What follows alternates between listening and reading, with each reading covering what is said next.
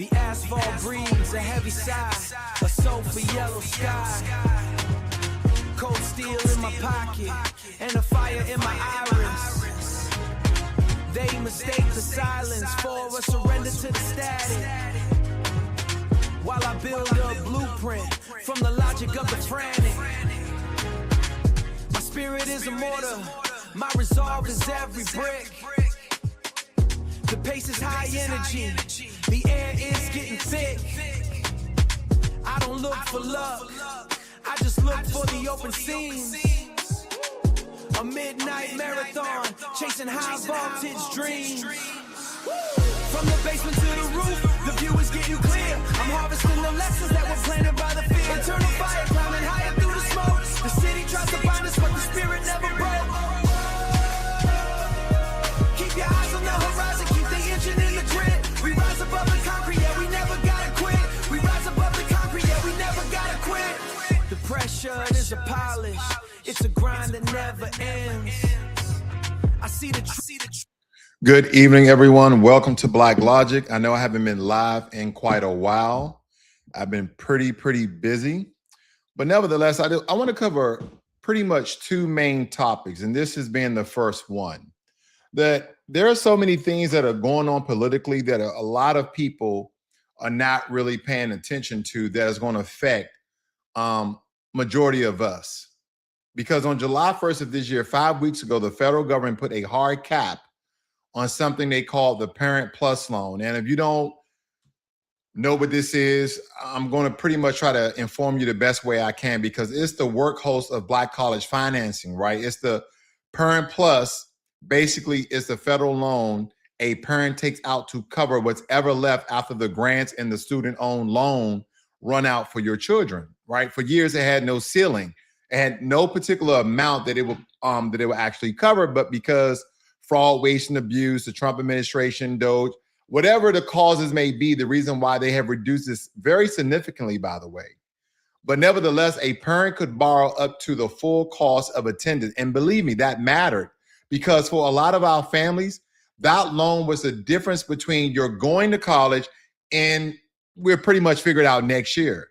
And then next year never comes. And then you get into the workforce and then life gets you, right? You come in this circulatory cycle.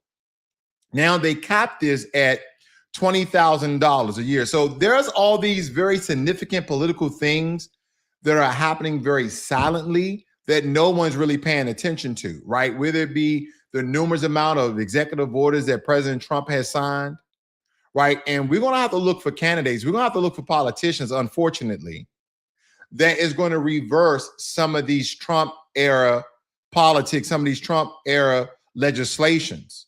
Because right now, $65,000 over the entire life of that student. And think about some of the more prestigious colleges that cost, I know a buddy of mine, he went to Penn State for 4 years.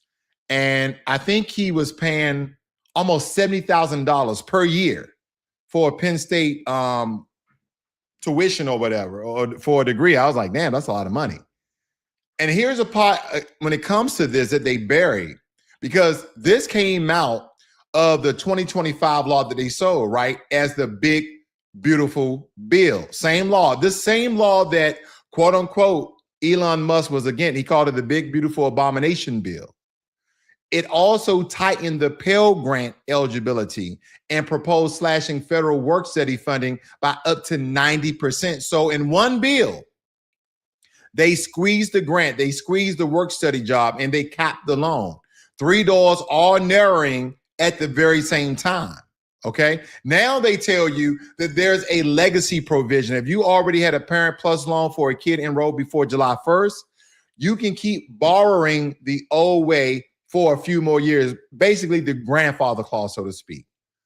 But now they leave, right? They're leaving out people totally, completely. Whether it be the freshman, the first timer, the family sending, their first child ever this fall to college, the exact family member with no cushion. You're not going to have any legacy, no do-over. They'll walk straight into the cap. Because here's the thing. Majority of people don't have money right out the gate to pay for college. College in America is very expensive. College in America is like a Fortune 500 business, but flipped. It's inverse. You don't get paid good money, you pay good money, right? And you would like to, that really separates, because what if you, let's say you was a 3.5 GPA student and you didn't get a scholarship and or grant, right? You may qualify from some very small ones, may cover your books, it may cover your room and board, but it's not going to cover your tuition, so to speak. A lot of people are taking equity out of their homes. They're taking large amounts of loan. Why? Shouldn't we be the ones lowering the price and subsidizing colleges so American students can feel the workforce of all of these new tech, AI, robotics, engineering? But no, we keep outsourcing to Asia. We keep outsourcing to South America. We keep outsourcing to all these other countries instead of hiring Americans. And you already know who hit the hardest: Black families. Now, here's where I need you to slow down and think about this for a moment, because maybe this doesn't affect you directly because maybe your kids are grown, but maybe it affects a niece, a nephew, a cousin, a brother, a sister, their children, because this is the part that turns a policy story into a Black story. Why is the focus always on Black? I want you to look at the poverty level. I want you to look at the wealth gap. I want you to look at the systemic issues that unfortunately operate and derive within the Black community. So this particular cap does not fall evenly. It falls mostly on the Black community. Look at the numbers, right? Roughly 70% of students at HBCUs rely on Pell Grants. And when it comes to Parent Plus loans, all right, about 1 in every HBCU student uses it. And in some years, nearly 1 in 5 HBCU undergrads had a parent topping that particular loan, compared to about 1 in 25 parents nationwide when you're talking about the other demographics. Okay. Our families, they use these loans at 3 to 4 times the national rate because there's such a large discriminatory wealth gap in America. So when Washington caps it, they're not trimming a program. Have you noticed that they're trimming majority of these government programs, whether it be federal, state, or local, that's affecting majority of the Black community, majority of the Black demographic right here in America? When we start talking about hyperbolic policies like Project 2025 and look where they're going about doing so, they're literally attacking things that majority of Black people are in. They're literally pulling the rug out from under the schools that educate a huge share of Black doctors, Black engineers, Black teachers, and Black lawyers in this country. And the wealth gap makes it worse. The reason our families lean on that loan in the first place isn't irresponsibility, it's history. When the median Black family holds about 15 cents of wealth for every dollar a white family holds, you don't have a college fund sitting in a brokerage account. You have a loan. That loan was a college fund. Cut the loan and you haven't taught anybody a lesson about fiscal responsibility. Why is this important? Because when our children don't go to college, when our children don't go to trade school, where do they end up? Where does a portion of them end up at? Do they end up on the street? Do they end up being YNs? Do they end up struggling for the rest of their lives? More so than not, unfortunately. So when you look at the attainment of education, bachelor's degrees, master's degrees, PhDs, and trades, and you see the majority of demographics of people in that particular field, and then you look at their crime rate, these things equate, right? These things are very interconnected and connected. So this is what I'm trying to have people to understand. It's not about just voting for a Republican, voting for a Democrat, voting for an independent. It's about voting for people who are going to do something for our community because everybody else's community is getting paid. Everybody else's community is getting benefited. Everybody else's community is getting support. That's what this is about. There are barely more than 100 of these schools left, but they punch so far above their weight, it's not even close because HBCUs are 3% of Americans' colleges. 3%. Yet they produce a wildly outside share of Black graduates, right, in the fields that build generational wealth. My son went to a HBCU. A large slice of Black doctors, Black engineers, Black lawyers, and Black teachers who go back and teach our kids. These aren't just schools, ladies and gentlemen. These are potential pipelines, or rather, they are pipelines. So when you quietly choke the financing that fuels the freshman class, you're not saving the taxpayer a few dollars. You're thinning the pipeline that produces the Black middle class itself. Everybody wants to talk about Black on Black crime, even though the majority of crime in America is conducted by the white community, right? That's just the statistics per capita. Now, when it comes to the murder rate, unfortunately, Black Americans leaving that. I'm just going to give you truth for here on Blacklogic, ladies and gentlemen. But it's not like the federal government doesn't know. It doesn't like the state governments doesn't know. It's not like the local municipalities doesn't know. They know that communities that don't, first, they know that communities that have a large disparity in employment, have a large disparity in higher education, they know that the crime rates are high. And then they overpolice our communities. And then they say, well, you're welfare kings and queens, and they say that you're lazy.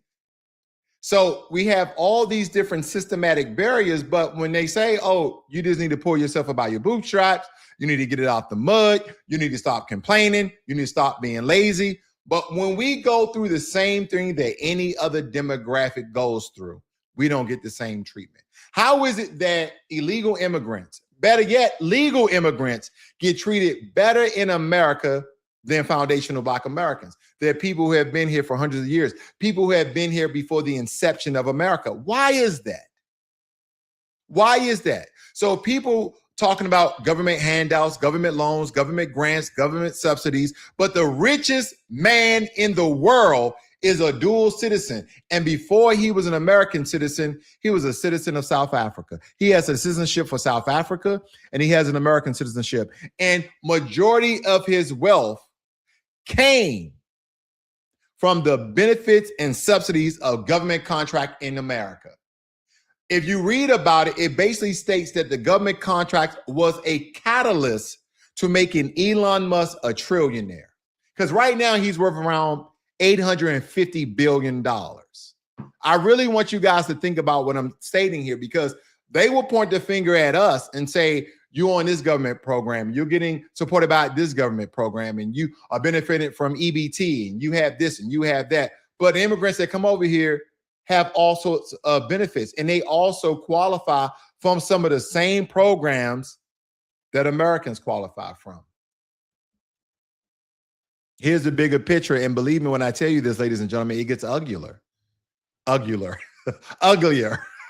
There is another rule moving through the Department of Education that's tied to student loan default rates. And by some analysis, it could put nearly 60% of HBCUs at risk of losing access to federal student aid altogether. If their default numbers aren't brought down a bit, think about the box that bills the caps on the loan, so families borrow at a riskier private lenders that drop out essentially, and dropouts and strap graduates default at higher rates. They're not going to pay back them loans. High default rates then get used as the reason to cut the whole school off from the federal aid. I want you guys to really, really think about that, because people will beat their chest.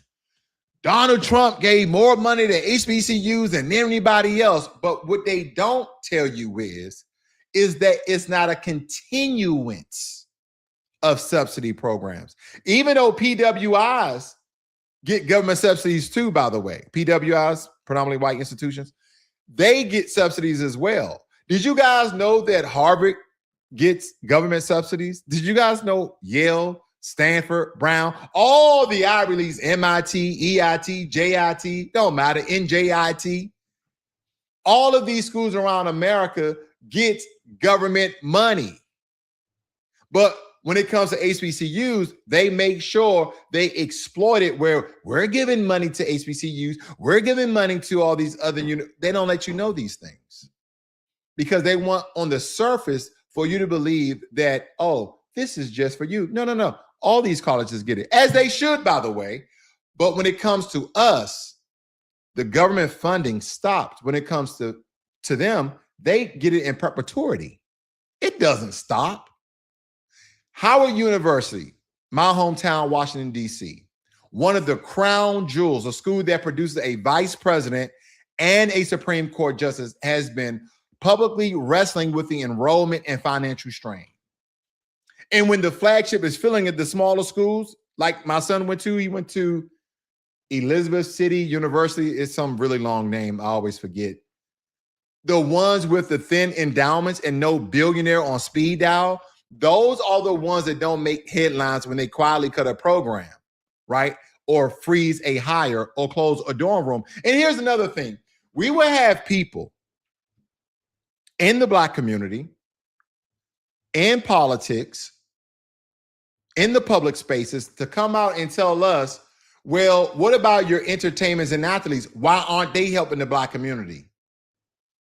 They're deflecting, ladies and gentlemen, because have you noticed when it comes to the white, Hispanic, or Asian communities, they never tell them that their athletes or their entertainers, why they're not giving back, why they're still receiving government subsidies, why we are expecting something where everybody else is getting supported by this government by all of our tax dollars, but they expect for our entertainers and athletes to do the most. See, my thing is this. I don't expect our athletes and entertainers to do the most. Absolutely not. I just want the same thing that everybody else is getting. But they'll never do that. They'll just keep pointing the finger and deflecting. Well, Kodak Black, even though he's not a Foundation Black America, but they'll use someone like that. He was on a yacht throwing out money. Okay, that's his money. He can do what he wants. Well, he could have donated that to the Black community. This is how they deflect. And all the while they have all these different slush funds and cover-up funds. I just was watching J.D. Vance the other day. He was on his panel about it was an anti-fraud task force that they were making up. And they're going to go through it, basically a revamped Doge, basically. But they're going to be in targeted areas, supposedly. And they have some guy up there that's going to be head of it. But my thing is always this. The federal government needs independent oversight. We need to really follow the money out the door because, ladies and gentlemen, did you guys know that senators and congressmen initially, they make roughly, let's say, $150,000 to $200,000 a year. Even if you're making that money, the cost of living, your daily activities, your daily bills, utilities, mortgage, whatever. How the majority of senators and Congress, basically politicians altogether, how in the hell are they millionaires within 2 to 3 years? And supposedly Trump was supposed to sign some executive order that stops politicians for knowing the price point of pre-IPO stocks before they're released to the public. I don't know how that turned out. And then there's all these other loopholes in the tax code that the public really don't know. They don't really, even though you can go and search for it, but if they don't talk about it, we won't know about it, right? There's just so much bureaucracy in this government. And they will have you to point the finger at the left. They have you to point the finger at the right. Well, the right is racist. The left is too liberal. The independents, they need to pick a side. But it's the politicians all together. I swear, I think they go back in the back offices and they just laugh. They just drink the best bourbon, the best scotch, right? The best vodka, whatever they drinking, right? And they're just laughing at us because we're the fools. Why would you want to become a politician anyway? Because here's my thing. I think majority of politicians are corrupt or will be corrupt. I think eventually, if you're a politician long enough, you will be corrupt. You're going to end up being corrupt. It's just the nature of the beast, so to speak. And I want you to think about this too when it comes to the federal student aid here, right? I want you to look at the cap here because at first I told you there was roughly no cap. So if you have a cousin, a sister, a brother, a nephew, a niece, a son or daughter, at one point in time, this will cover the remainder of their loan that they owe to their school. But now This is where it's at, ladies and gentlemen. That amount right there, $20,000 per academic year and up to $65,000. And see, here's the loud information that news media really don't cover. This is the loud information that news media really don't cover. They don't cover this at all. They don't cover this at all.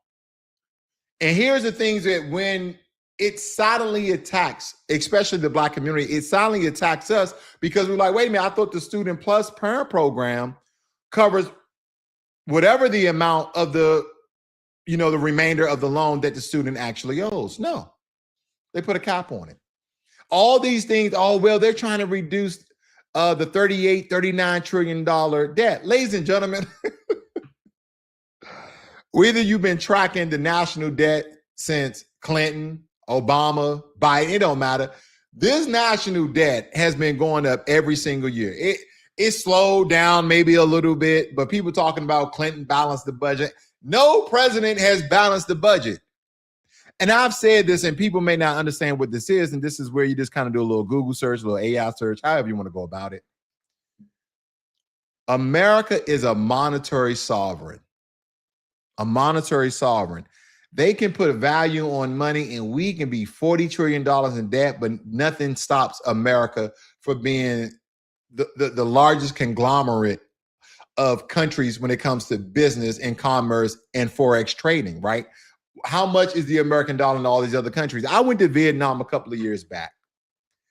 When I landed in Vietnam, ladies and gentlemen, I was a millionaire, almost a billionaire, because for every $1, why you think, look up real quick on YouTube how there's Black people moving to Vietnam. Why in the hell would any Black person move to Vietnam? They will tell you, oh, it's nicer living, the food is fresher, and the violence is not as high, or there's really virtually, especially when it comes to foreigners, there's really no violence. And that's all true.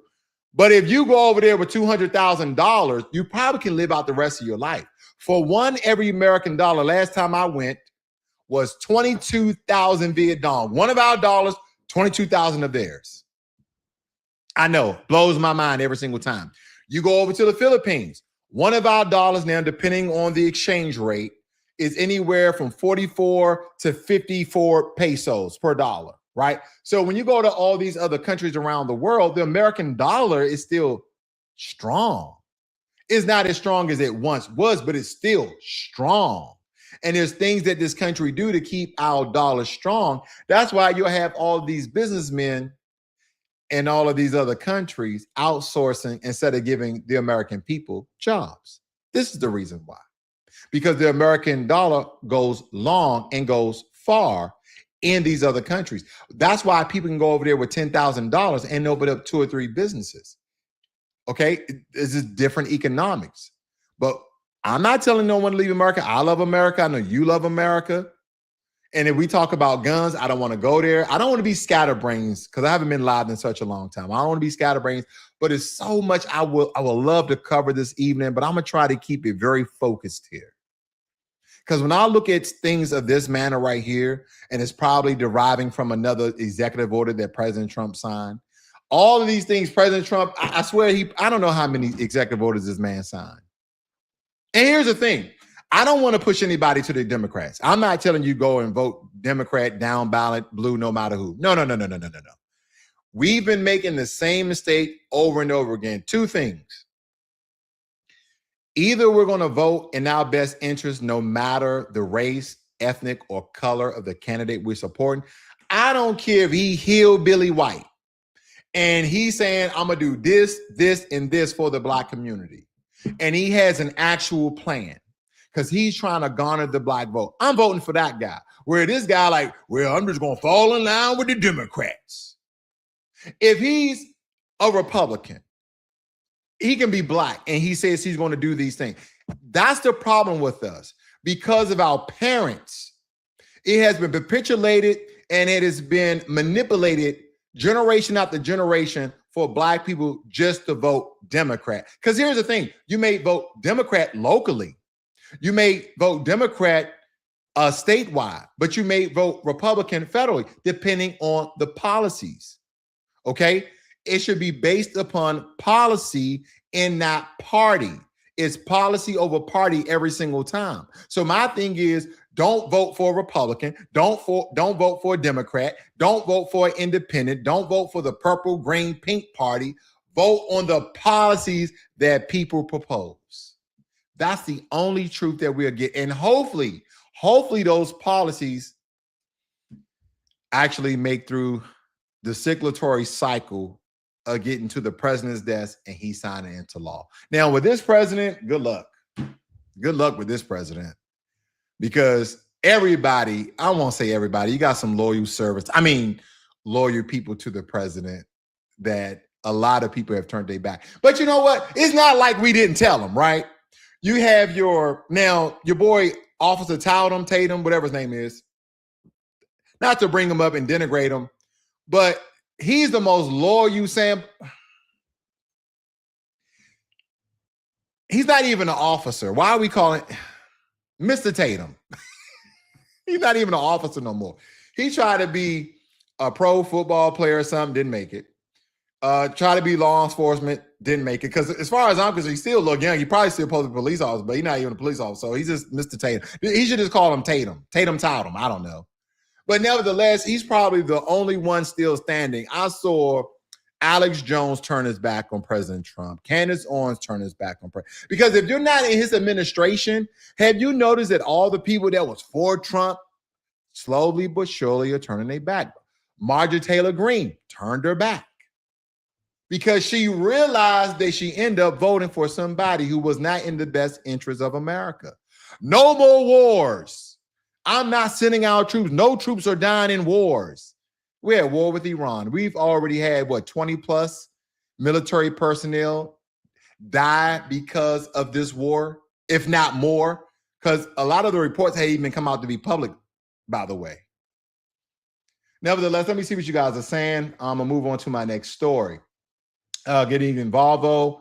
And I see Monica Smith. I know so many 30-something HBCU grads who didn't vote. Yeah, and here's the thing. I'm not going to listen. The whole Michelle Obama, if you didn't vote, if you don't vote, you don't have a voice. It's such a good zinger that'll get people charged up. Yeah, if I don't vote, I don't have a voice. Hold on. Do you understand this whole misnomer that we live in a democracy? Ladies and gentlemen, we do not live in a democracy. I've been preaching and teaching this ever since I've been on YouTube. We live in a Dawn Republic. Read the Constitution. This is a republic. What does that mean, Blacklogic? Well, what that means is once you vote, you have no voice. Once you vote, you have a representative who is now the voice of the people who represents you in the government. So you have no voice. So it sounds good on paper. It sounds good on the surface. It sounds good in an ad commercial. It sounds good when they're up on stage. Well, if you don't vote, you don't have a voice. But once I vote, where does my voice go? Well, you spoken. You said what you had to say. But what now? Well, they now make all the decisions for you. But here's the thing. By holding your vote and putting their damn feet to the fire, and coming with a laundry list of things that you need. And good, ladies and gentlemen, you're not going to get everything, right? And it's not that all Black people have to be monolithic and come to these politicians. No, we just have to agree on 2 or 3 things that is going to support and assist the Black community as a whole, just like Asians, just like Hispanics, just like whites, just like the Native Americans. Everybody's getting a slice of the American pie, except for us majority. And then they'll point at onesies and twosies of us. Well, you're doing good. How did you do it? You're doing good. How did you do it? Ladies and gentlemen, that is just a way that they explain their way out of things, that it's possible, but you have to do X, Y, and Z. Well, why is it so easy for Brad to make it and not Deron? Why? What's the systemic difference there? Because Deron had to go through all these systematic barriers where Brad, whether it be nepotism or he knew people or he skinned in, so to speak, because the majority of the people in those organizations, in those corporations look like him. And we really don't want your black face around here like that. So I keep telling people, if you're looking for racism, that's the low tier racism. When you're on the street and you're walking and someone drive past or someone throws something at you or someone shoots at you and call you the N-word, that is the lowest IQ of racism and discrimination in America and bigotry. That's the lowest form. The physical violence of racism from police officers, not all, from law enforcement, from the hill boys, the one percenters, the bike, wherever the racism comes from, whether be the guy walking down, the middle class, the high class street, and he said, "Hey, do you live around here?" That's the lowest form of racism. Now, the highest form of racism are in systems because they don't have to say black.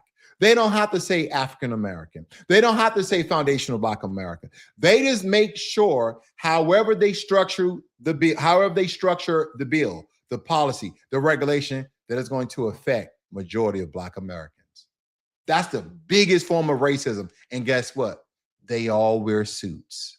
They're not out there with cut off t-shirts with their hat back and they sound like this, like I'm gonna go get me a 6-pack of beer.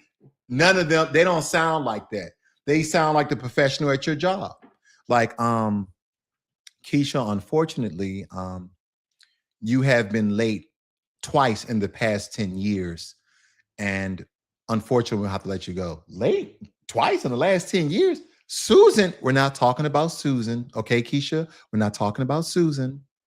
This is about you. And by the way, this is an at-will state.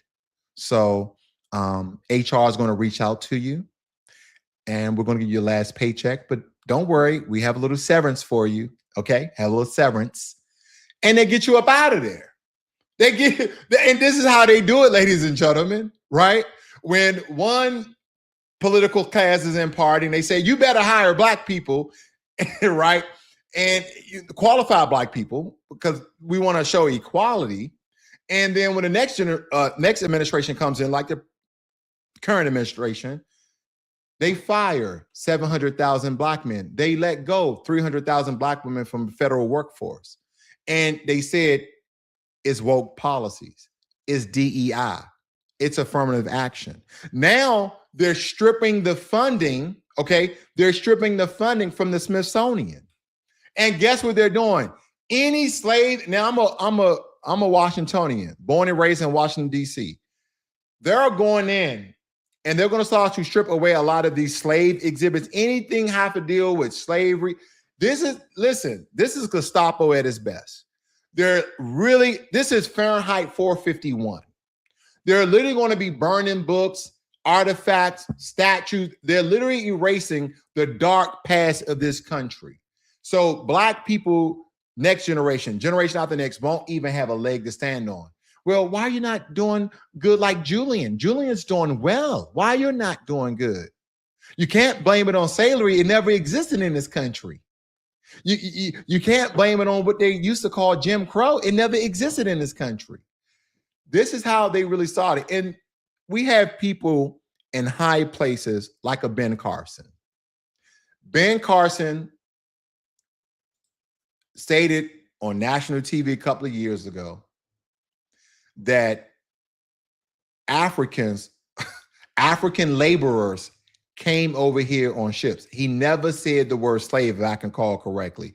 But these are the people, these are the shields, whether it be from the Democratic or the Republican Party. These are the shields they have in place to cover up the treachery of this country on our people. I'm gonna move on, ladies and gentlemen. Is there so much to cover here today? Tonight, an Aurora police officer is now facing murder charges in a deadly shooting that sparked outrage across the community. A grand jury has indicted Officer Matthew Neely in the death of 37-year-old Rajon Belt-Stubblefield during a traffic stop last August. Neely faces felony second-degree murder and manslaughter charges. We have team coverage for you tonight. Our Veronica Acosta is hearing from the Belt-Stubblefield family. But first, let's go to Denver 7's senior investigative reporter Jennifer Kovaleski in the newsroom. Jen, you broke the news this morning that this was coming, and you're learning even more tonight.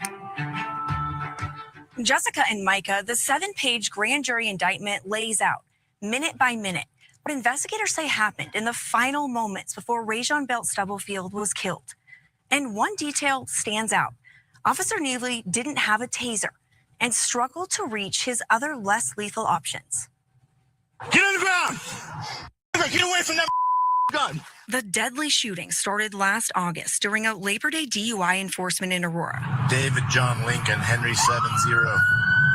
Investigators say Aurora officer Matthew Neely tried to pull over 37-year-old Rajon Belt-Stubblefield for speeding before his Jeep crashed into 2 other cars at 6th Avenue and Billings Street.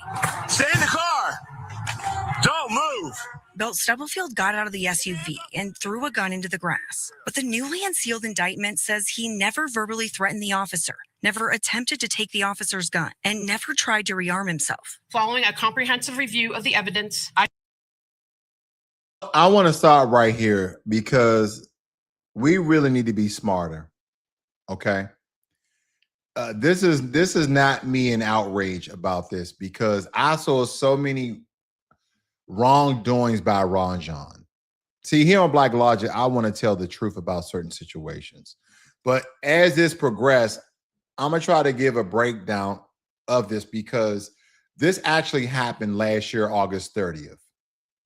Around 7:30, they had Officer Neely try to pull Rajon Belt-Stubblefield over for a traffic stop in Aurora near East 6th Avenue and Billings Street. And his teenage son was in the car with him, no less. And at some point, the stop went bad and there was a crash. Belt-Stubblefield, his name, hit 2 other vehicles. And Neely approached a car with his gun already drawn. And here's the detail that the indictment nails down from the body camera itself. Belt-Stubblefield is heard saying, "Don't shoot me."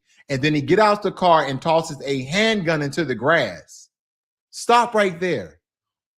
Why in the hell did Rajon throw a gun? Like, once you had the gun in your hand, I'm surprised that the officer didn't kill him. We have to be really realistic about this. You took a gun and threw it in the grass while the police officer gun was drawn. Does that make sense? Now, I know he got into a car crash. He could have had a concussion. He could have been dazed. I don't know. I was trying to read the reports if he was intoxicated, right, with his son inside the car. There's so much wrong with this story initially.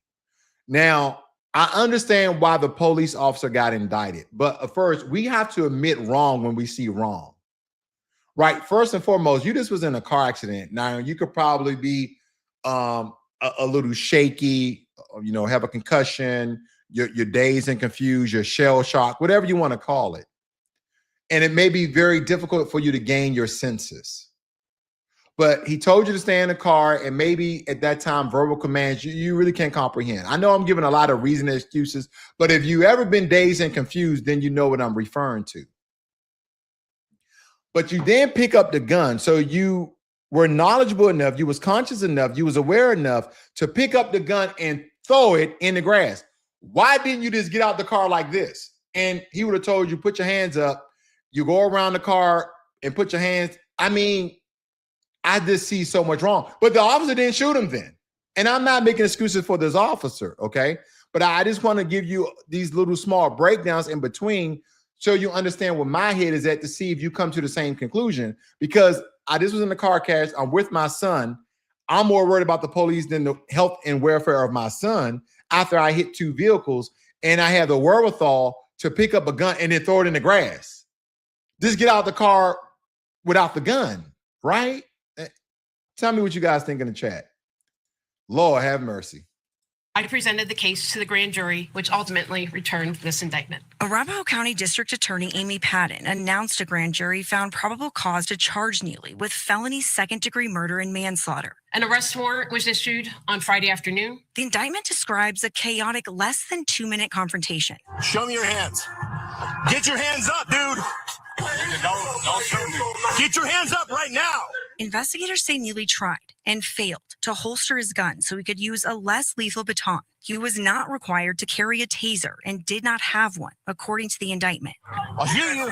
The body camera video shows Neely punch Belt-Stubblefield in the face while still holding his gun. Are you ready for this? And 15 seconds later, Now, I done seen a lot of crazy things in my life, but this is by far one of the craziest. He brought black fist to a gunfight. Now, unfortunately, our brother lost his life, and it's not funny. The police officer punched him while he had his gun in his hand, and he throwing up his set, his dukes, his guard, whatever you want to call it. He's throwing up his hands, talking about, oh, you want to go? Rajon, brother, he has a gun. You really think you're going to win with fists in a gunfight? This is what I'm referring to, where we have to call out truth and the stupidity of this, unfortunately. And unfortunately, he lost his life behind this. But there's a moment where the officer, they were saying he was having difficulties putting the gun inside of his holster, and he didn't have a taser, but he had some other non-lethal weapons. But do not forget, law enforcement in this country, they have a subconscious bias about black men altogether. They are fearful of us. He could have easily holstered his gun and got into a fist fight. But I'm going to tell you something right now that a lot of you guys are not going to like.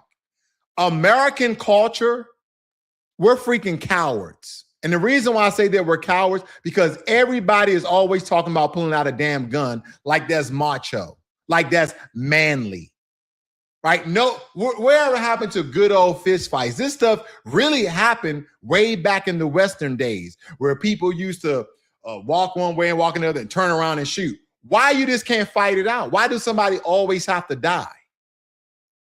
So law enforcement is doing what they always have done. It's called the equalizer. They're going to end up winning because they have more guns than the public. And majority of police officers that I've seen in situations like this are freaking cowards. They are afraid to do anything physical, even though they get trained. They get trained in disarming people. They get trained in takedowns. They get trained in throwing basic punches and kicks. They get trained in jujitsu. They get trained in some form of kickboxing. They have training for this. But no, do you ever see that? You always see an innocent person with no gun in hand getting shot by the police because they're freaking cowards. And it can be 2 or 3 of them. I did a story last week where there was 3 to 4 police officers, point blank range, and he pulled out a gun and shot the gun 3 times, talking about he had a knife. So you mean to tell me somebody got a knife? It's 3 or 4 of you guys. Somebody can't hold his arm or whatever, and the knife fell, by the way. The knife fell. They're cowards. They're cowards. And don't get me wrong, I'm not saying anti-Second Amendment, nothing like that. But I want you guys to think about it like this. How many gun deaths do countries who do not allow their citizens, or who only allow their citizens to have hunting rifles, how many murders would that comes from gun violence a year? How many? How many? Because, hey, I tell people all the time, I have firearms. Why? Because everybody else got firearms. So the reason why some people have firearms like myself is because everybody else have firearms. And so you can't go to a gunfight with black fists. You're just going to lose every single time. Every single time. Officer Neely fired 3 shots. Mr. Neely surrendered over the weekend and has since posted bond. For many in Aurora, this is just the latest officer-involved shooting, igniting outrage and renewed calls for accountability. Shots fired. 245 shots fired. The grand jury determined that there was probable cause to support these criminal charges. Can we look at this picture really quickly? Can we break this down, fam? Do you guys see this right here?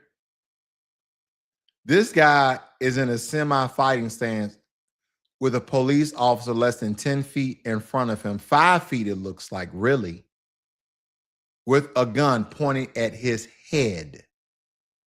I don't think this gentleman was in his right state of mind.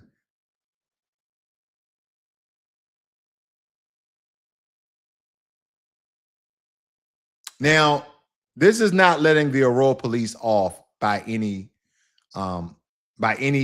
means, right? This is definitely not letting the Aurora police off, because when we look at this particular story here, this is the same police department, the same city that the state of Colorado already put under a court-enforced consent decree after the killing of Elijah McClain. You guys remember that back in 2019, Elijah McClain, who was a young Black man stopped while walking home. He did nothing wrong.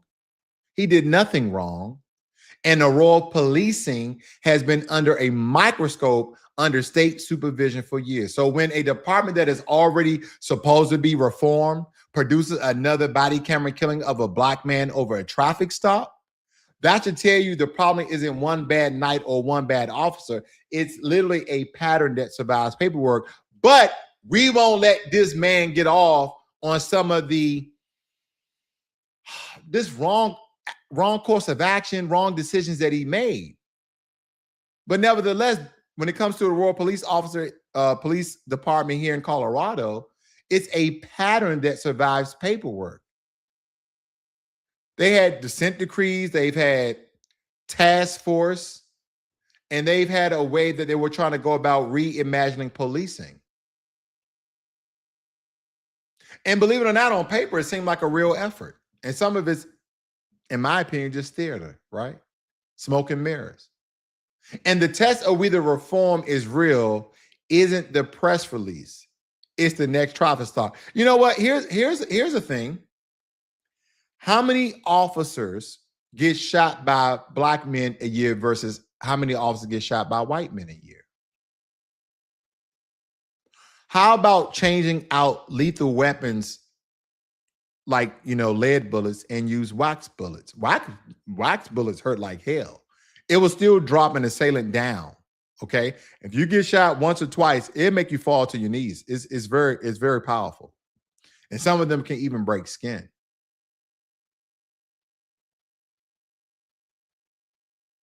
But again, the action that this man took, Rajon Stubblefield, this was not smart at all. This is one of those videos I'm really torn, because he should have never got shot, right? After the police officer let him throw the gun in the grass and he told him, don't go over there by that gun, and you punched him in the face while you had your gun, and then he started throwing up his fist, oh, you want to fight? And he still has his gun pointed at him. He could have easily holstered his gun. Because does this man have the lethal weapon? It just depends, right? If it was Mike Tyson, hell yeah, he got a lethal weapon, right? If he's a professional boxer, if he got some training, yeah, those hands could be a lethal weapon, but not against a gun. And I think that's why this officer was indicted, is because literally you had a gun in a fist fight and you did the punching first. So that's where we are with that. Let me let you hear the rest. Yes. Aurora police say Officer Neely is on unpaid administrative leave.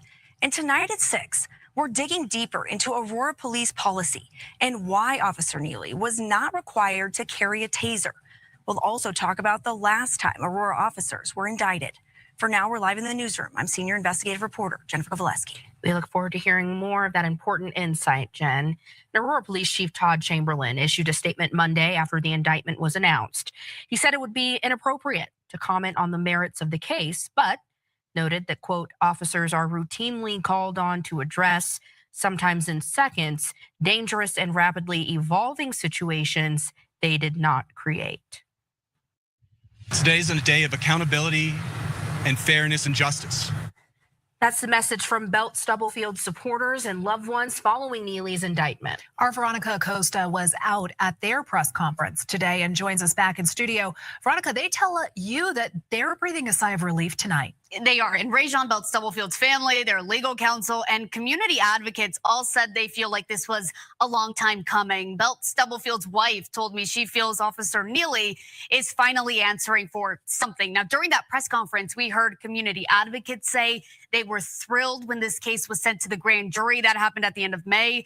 They said they have faith in the process that is to come, applauding District Attorney Amy Padden and her office for, quote, doing her due diligence and inviting the community into a space where they had a say. Now, Belt-Stubblefield's wife also told me ultimately she feels optimistic for the first time in a long time. I'm so excited. Like, I don't know, just for this man to have to just at least answer. It feels like a win. I know that we're not done, but it feels like a win. I guess my question here, because as I told you guys, I was really torn behind this. Did Rajon Stubblefield do anything to be shot and murdered by the police? Now, just because he made a couple of wrong decisions, picking up the gun, throwing it in the grass, police officers didn't shoot him then. So in my opinion, he should have never been shot from that moment on. Now, some people state that he was very aggressive because he was definitely in a combative mode, okay, combative position, but he didn't have a weapon. The only weapon he had was these. Against a gun, against a nightstick, against pepper spray. They say he didn't have a taser. But nevertheless, I believe some people say, well, his action led to his death. That's where I'm torn at, because I'm smart enough to know that if you have a gun pointed at me, I'm not going to be charging you. I'm not going to be walking towards the gun, which had me to think, again, was he dazed and confused? Was he suffering from some sort of concussion? Because if you saw the head-on collision, the front end of all those cars were totaled. So the impact was great. These are just some of the things, ladies and gentlemen, that stories don't really make it to the air. They want us out marching and crying, and for not every single case. Sometimes here on Blacklogic, I got to show you the truth. Well, I always show you the truth, not just sometimes. But even with cases where I'm torn, because initially I saw where he could have gotten shot when he picked up the gun. Once you pick up the gun, the officer would have had every right to shoot him down, but the officer didn't. He threw the gun in the grass. It's a lot to cover here, but here's what I can confirm. Rajon Belt-Stubblefield, 37 years of age, was shot and killed by Officer Matthew Neely on August 30th, 2025. During a traffic stop in Aurora, Colorado. He said, this is Rajon, he said, "Don't shoot me," and threw a handgun into the grass before he was shot, per the body camera. So he said, "Don't shoot me," because he was picking up a gun. I would have never picked up the gun. I drive around with a gun. I wouldn't have picked it up. I just wouldn't have picked it up. Then the officer told him, "Do not get out of your car." He got out of his car. Let me tell you the difference between someone like me and someone like Mr. Tatum. The police would have never been indicted. The police did no wrongdoing. The police did a lot of things wrong on the second half of the body cam and also the other videotapes. And he did a lot of things right in the beginning. He didn't shoot Rajon Stubblefield. At that moment he did, but then he physically assaulted Rajon Stubblefield, who put Rajon in a very aggressive, combative mode. But then Rajon made mistakes by aggressively charging or, moving towards the police officer in a very aggressive manner to strike him back. So a man lost his life, yet again, another black man. And unfortunately, the way I see this particular case is that both parties were wrong on all accounts. It doesn't matter if somebody was wrong first or second or third. The point is this: another black man has lost his life. The officer actually testified that he fired a third shot at the head after the first two appeared to have no effect. You got to go to jail. This is the part where Rajon Stubblefield didn't have a weapon, right? His weapon was in the grass. He said, "Don't shoot me," and threw his gun in the grass. You shot him twice.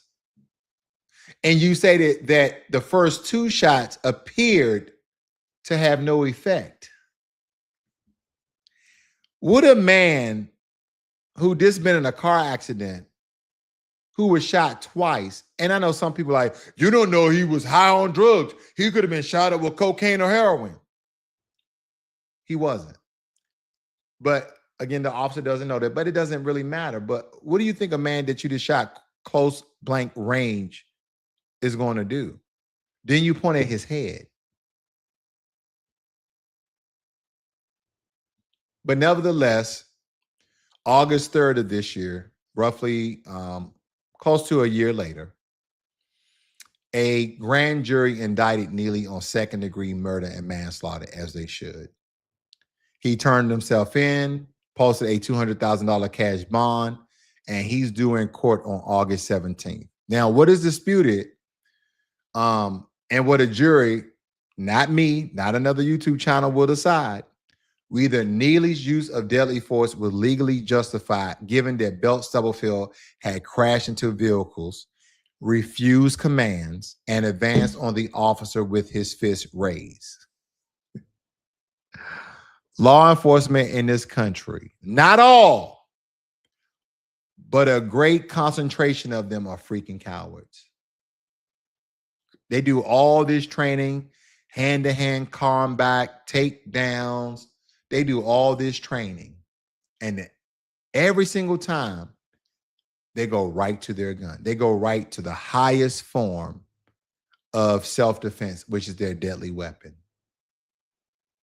And this department, they frame it as a lawful split decision, no less. And the family of Rajon calls it an execution. Now, both of these are claims, and I'm telling you clearly which parts are proven and which parts are the fight. Charges are not a conviction. Neely is presumed innocent for right now. That's how it's supposed to work for him, and it should have worked that way on the sidewalk for Rajon as well. Because the only legal justification, in my opinion, that Officer Neely would have been justified in shooting Rajon is when Rajon had his hand on that gun. That's the only possible thing I can see. So the question here is this.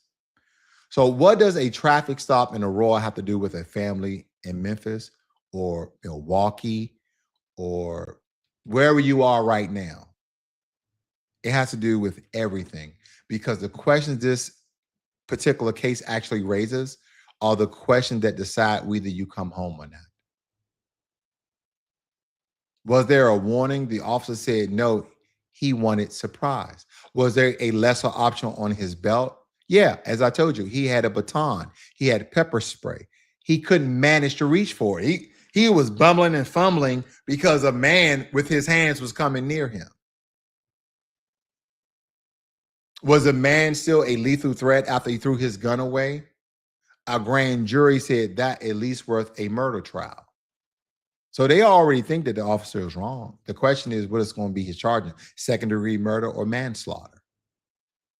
And here's the empowerment part from this particular piece, because we don't just diagnose the power in particular cases like this. We prescribe. This case only became a case because there was a camera and because a district attorney, her name is Amy Patton, actually took it to a grand jury instead of quietly clearing it. That is not automatic in most jurisdictions. We know that the DA most coincide with the police officer, but the DA is an elected official and in the midterm ballot. And also the person who really decides whether a killing goes to a grand jury or to a filing cabinet is somebody you vote for. Because right now, all of these people work together. The police departments, the attorney general, the DA, all these people work together. So believe me right now, there's a lot of police officers looking at the DA like this. Really?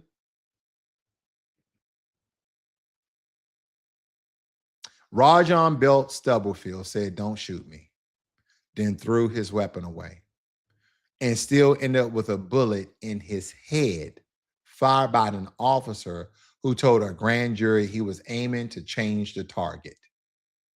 What the hell does that mean? A camera caught it and DA pursued it, which is very important because we don't have a lot of DAs that pursue things like this. A grand jury believed there was a murder trial in this particular case. Now, the system that produces the killing gets to judge the killing, right? And we are going to watch this case all the way to August 17th and see what comes from this, because these stories may look separate, like a shooting here, a verdict there, but they're all connected by one thing. You already know the answer: power. Who has it, who abuses it, who gets protected, who pays the price. Make sure you guys leave comments in the comment section. I read 99% of my comments. This is very important in cases like this, because the reason I wanted to cover this is because I saw right and wrong on both sides, and that we need to be a little more diligent out here, because we know the discriminatory nature of a lot of law enforcement and how and what they think of Black people, and they already have this subconscious bias and fear of us. Like, literally, the guy had his fist. You have a gun, and he shot him twice in the body and once in the head. Said, well, you know, I shot him twice and it looked like it didn't have no effect. If you get shot twice, it's going to have an effect. What paper targets at the shooting range was you shooting at? I mean, yeah. Anyway, guys, you guys have a great and wonderful evening. I'll see you guys on the next one.